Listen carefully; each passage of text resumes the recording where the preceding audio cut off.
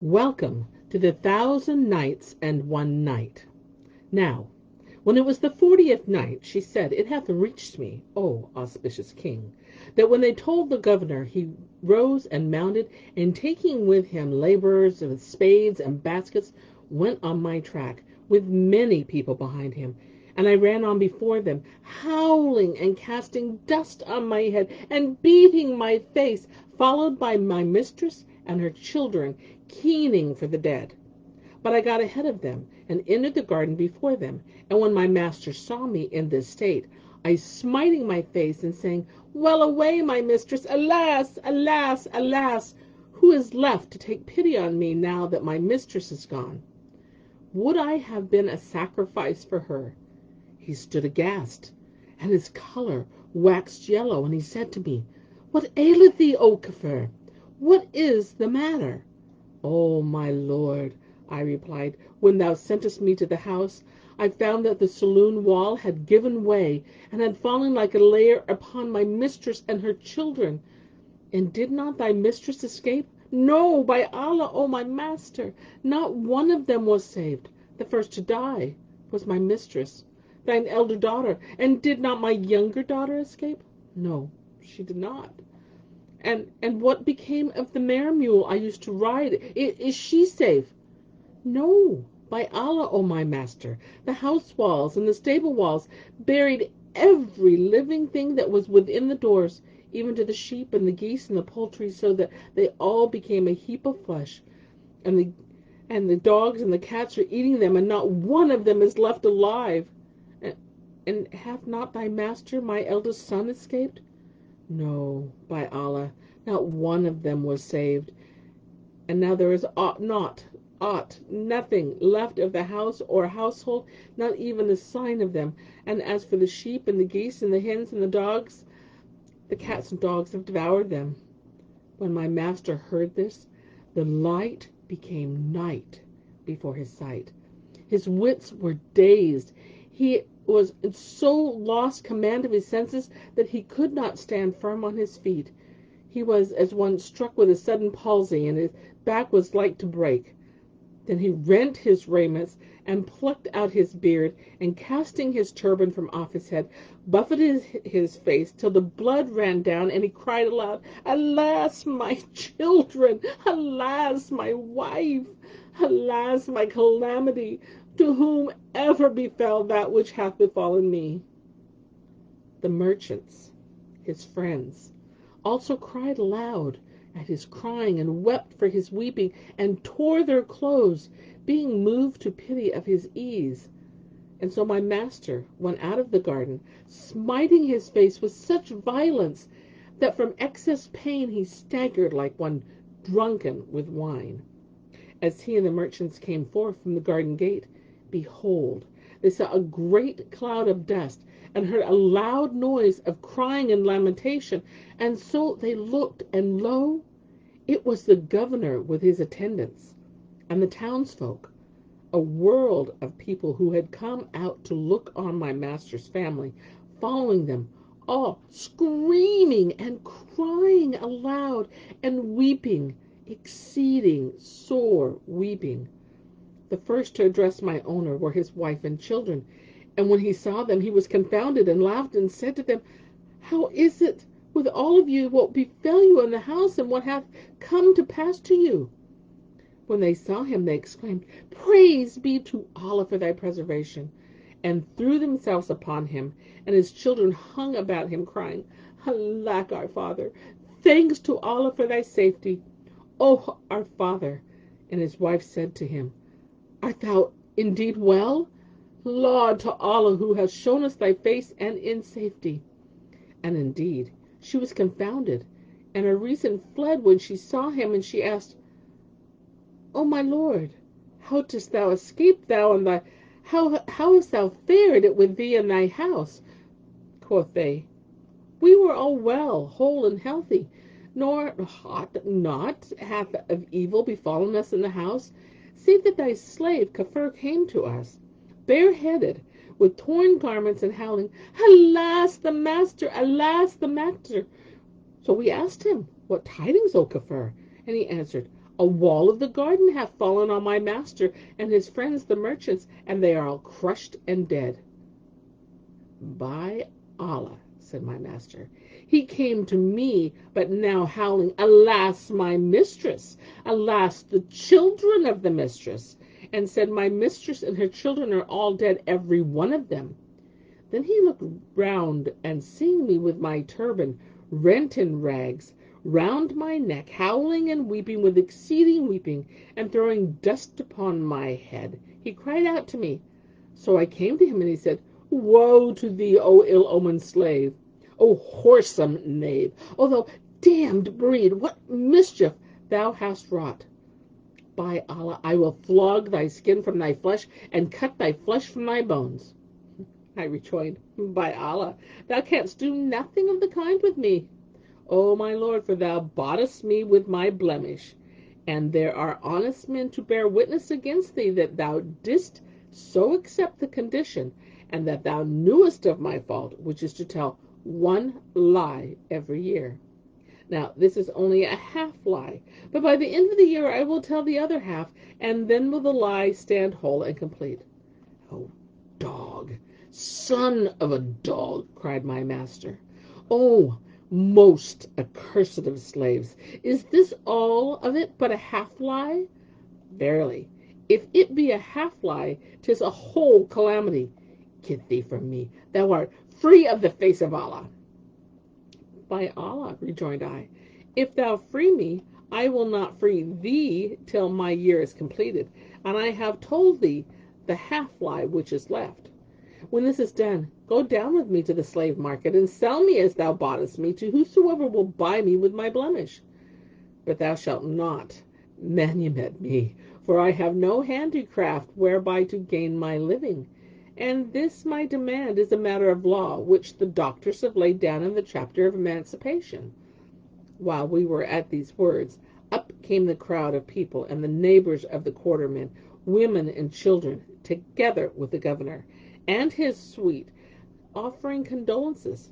So my master and the other merchants went up to him and informed him of the adventure, and how this was but a half lie, at which all wondered, deeming it a whole lie and a big one, and they cursed me and reviled me, while I stood laughing and grinning at them, till at last I asked, how shall my master slay me when he bought me with this blemish? Then my master returned home, and found his house in ruins. And it was I who had laid waste to the greater part of it, having broken things which were worth much money, as also had done his wife, who said to him, 'Twas Kafur who broke the vessels and the chinaware. Thereupon his rage redoubled, and he struck hand upon hand, exclaiming, by Allah, in my life never have I saw a whoresome like this slave, and this is but a half lie? How then if he had told me a whole lie? He would ruin a city, or even two. Then in his fury he went to the governor, and they gave me a neat thing in the Bastino line, and made me eat stick till I lost to the world, and a fainting fit came upon me. And whilst I was yet senseless, they brought the barber, who docked me and gelded me, and cauterized the wound. When I revived, I found myself a clean eunuch with nothing left. And my master said to me, even as thou hast burnt my heart for the things I held dearest, so have I burnt thy heart for that of thy members whereby thou settest most store. Then he took me, and he sold me at a profit, for that I was become a eunuch. And I ceased not bringing trouble upon all wherever I was sold, and was shifted from lord to lord, and from notable to notable, being sold and being bought, till I entered the palace of the commander of the faithful. But now my spirit is broken, and my tricks are gone from me, so alas, are also my bollocks. When the two slaves heard this history, they laughed at him and chaffed him, and said, thou truly art a skite and a skiteson. Thou liest an odious lie. Then quoth they, by The third slave, tell us thy tale. Oh, O sons of my uncle, quoth he, all that ye have said is idle. I will tell you the cause of my losing my bollicles. And indeed I deserve to lose even more, for I fluttered both my mistress and my master's eldest son and heir. But my story is a long one, and this is not the time to tell it, for the dawn, O my cousins, draweth near, and if morning come upon us, with this chest still unburied, we shall get into sore disgrace, and our lives will pay for it. So up with you, and open the door, and when we get back to the palace, I will tell you my story, and the cause of my losing my precious stones. Then he swarmed up, and he dropped down from the wall inside and opened the door. So they entered, and setting down the lantern, dug between 4 tombs a hole as long as the chest, and of the same breadth. Kafur piled the spade, and Sawab removed the earth by basketfuls till they reached the depth of the stature of a man. And when they laid the chest in the hole and threw back the earth over it, then they went forth, and shutting the door, disappeared from Ghanim's size. When all was quiet, and he felt sure he was left alone in the place, his thought was busied about what the chest contained, and he said to himself, would that I knew the contents of that box. However, he waited till day broke, when morning shone and showed her sheen, whereupon he came down from the date tree and scooped away the earth with his hands until the box was laid bare and disengaged from the ground. Then he took a large stone and hammered at the lock till it broke it, and opening the lid, beheld a young lady, a model of beauty and loveliness, clad in the richest of garments and jewels of gold, and such necklaces of precious stones that were the Sultan's country, even with them it would not pay their price. She had been drugged with bhang, but her bosom rising and falling showed that her breath had not departed. When Ghanim saw her, he knew that someone had played her false and hocussed her. So he pulled her out of the chest and laid her on the ground with her face upwards.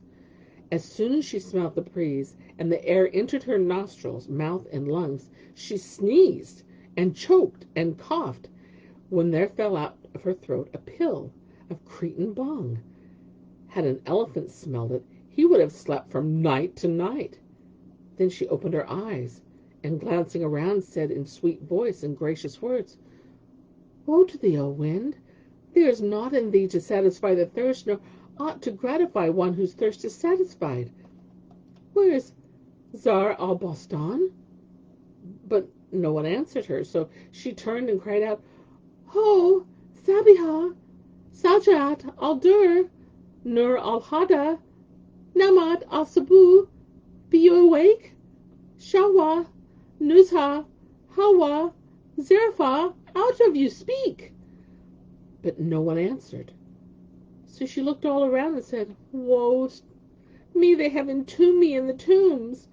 O thou who knowest what's man's thoughts and wombs, and who givest compensation on the day of doom, who can have brought me from amid hanging screens and curtains veiling the harem rooms, and set me between these 4 tombs?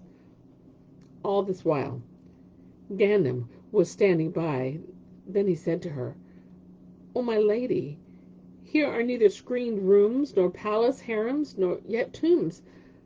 Only the slave henceforth devoted to thy love, Ghanim bin Ayyub, sent to thee by the Omniscient One, above in all thy troubles he may remove and win for thee every wish that doth behoove thee. Then he held his peace. She was reassured by his words, and cried, I testify that there is no God but the God, and I testify that Mohammed is the apostle of God. Then she turned to Ghanim, and placing her hands before her face, said to him in the sweetest speech, O blessed youth, who brought me hither, see, I am now come to myself. O my lady, he replied, 3 slave eunuchs came here bearing this chest, and related to her the whole of what had befallen him, and how evening had closed upon him and proved the cause of her preservation. Otherwise she would have died smothered. Then he asked her who she was and what her story was, and she answered, O youth, thanks be to Allah who hath cast me into the hands of the likes of thee. But now rise and put me back into the box. Then fare forth upon the road and hire the first camel driver or muleteer thou findest to carry it to thy house. When I am there, all will be well, and I will tell thee my tale and acquaint thee with my adventures, and great shall be thy gain by means of me. At this he rejoiced, and went outside the tomb. The day was now dazzling bright, and the firmament shone with light, and the folk were beginning to circulate. So he hired a man with a mule, and bringing him to the tomb, lifted the chest wherein he had put the damsel, and set it on the mule. Her love now engrossed his heart, and he fared homeward, with her rejoicing, for that she was a girl worth 10,000 gold pieces, and her raiment and ornaments would fetch a mint of money. As soon as he arrived at his house, he carried in the chest, and opening it, and Shahrazad perceived the dawn of the day, and ceased to say her permitted say. And so, my friends, do I end my say for this day, until it be morrow.